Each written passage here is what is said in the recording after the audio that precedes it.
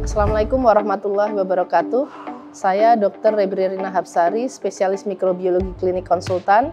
Saya adalah anggota tim peneliti uji klinis vaksin COVID-19 Indovac yang diproduksi oleh PT Bio Farma. Uji klinis ini merupakan kerjasama PT Bio Farma dengan Fakultas Kedokteran Universitas Diponegoro, Semarang. Pada kesempatan kali ini, kita akan membahas peran sponsor dalam uji klinis. Sponsor seringkali disebut sebagai tulang punggung uji klinis karena mereka bertanggung jawab atas inisiasi studi, pendanaan studi, dan juga pengelolaan dari studi.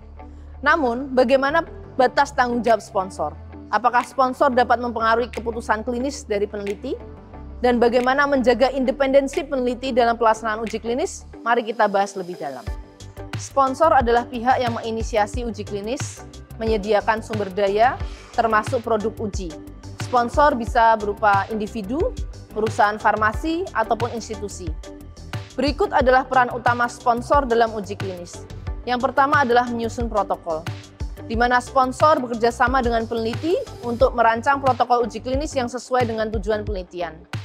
Kemudian yang kedua, sponsor menyediakan dana, di mana sponsor mendanai seluruh aktivitas penelitian, termasuk pengadaan obat, perangkat medis, dan juga fasilitas laboratorium yang diperlukan dalam uji klinis. Kemudian sponsor juga bertanggung jawab untuk pemantauan dan audit, memastikan studi berjalan sesuai protokol dan juga regulasi melalui monitoring dan audit berkala. Meskipun sponsor memegang kendali atas pendanaan dan pengelolaan administratif, mereka tidak dapat memaksakan keputusan kepada peneliti.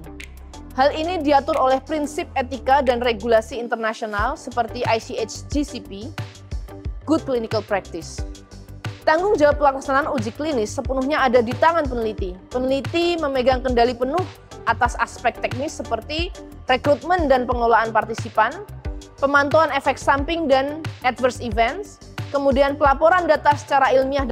Independensi peneliti dijaga untuk memastikan hasil uji klinis itu valid dan tidak bias.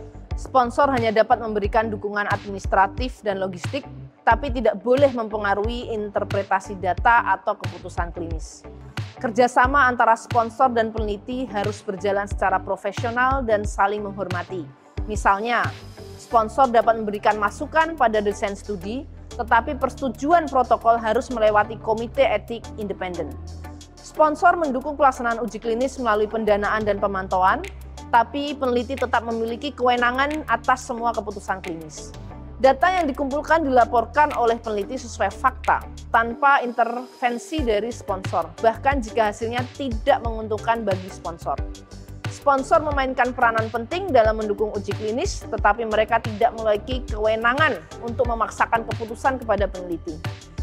Independensi peneliti adalah fondasi utama untuk menjaga integritas ilmiah dan etika penelitian.